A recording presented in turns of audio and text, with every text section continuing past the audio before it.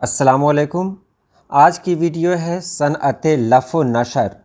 तारीफ़ और मिसालें आपको बताई जाएंगी और फिर मैं आपको बता दूं कि ये वीडियोस उनके लिए बनाई जा रही हैं ख़ास तौर पर जो बीपीएससी के ज़रिए जो टीचर की वैकेंसी निकली है उसमें अप्लाई किया है जिन लोगों ने। ये वीडियो सिर्फ 3-3 मिनट की है या उससे भी छोटी है ताकि आप आसानी के साथ इसे जान सकें, इसे पढ़ सकें, समझ सकें। तो चलिए हम वीडियो शुरू करते हैं। सनअते लफ़ व नशर।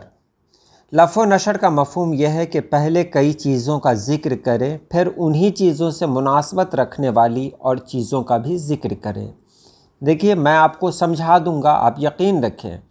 अगर कोई बात समझ में नहीं आती है तो वहीं पर आप रुकें नहीं, आप आगे बढ़ते रहें। मैं धीरे धीरे सबको आसान करता रहूँगा। लफ़ माने होता है लपेटना और नशर माने होता है फैलाना। यानी एक बार उसको लपेटा गया, दूसरी बार उसको फैला दिया गया, यही लफ़ व नशर है। यानी पहले किसी चीज़ का ज़िक्र होता है और बाद में उससे मुनासबत रखने वाली चीज़ों का ज़िक्र होता है। जैसे पहले मैंने ज़िक्र किया फूल का, तो दूसरे में ज़िक्र करूँगा फूल से जुड़ा हुआ जो लफ्ज़ है, जैसे बुलबुल का ज़िक्र करूँगा। आगे की मिसाल जब आप देखेंगे तो आप समझ जाएंगे। एक सब आग एक सब पानी, दीदो दिल अजाब हैं दोनों। देखिए, दोनों का लफ्ज़ आया और ऊपर भी दो ही लफ्ज़ है। एक सब आग एक सब पानी, यानी आग और पानी। आग और पानी के बारे में बताया गया कि दोनों अजाब हैं। कैसे अजाब हैं? दीदो दिल, दीदा माने आँख, दिल माने दिल।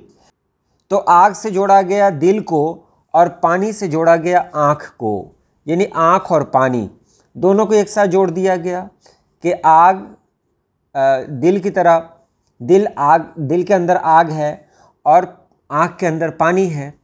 इसी तरह तेरे रुखसारो कदो चश्म के हैं आशिक़ ज़ार, गुल जुदा सर्व जुदा नरगिसे बीमार जुदा। रुखसार जानते हैं आप, गाल को कहते हैं, कद लंबाई को, चश्म आँख को, उसी से जुड़ा हुआ रुखसार के लिए कहा गया फूल, कद के लिए सर्व कहा गया और आँख के लिए नरगिस से बीमार कहा गया।